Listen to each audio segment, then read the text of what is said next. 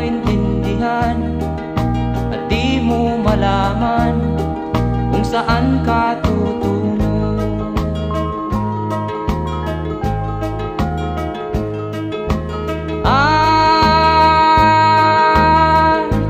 Kung nakamit mo na ang pangarap, di pa rin masiyahan, ang nais mo'y madagdagan, limot mo na ang iyong pinagmulan.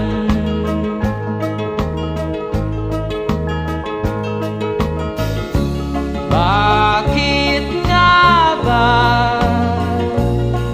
ganito?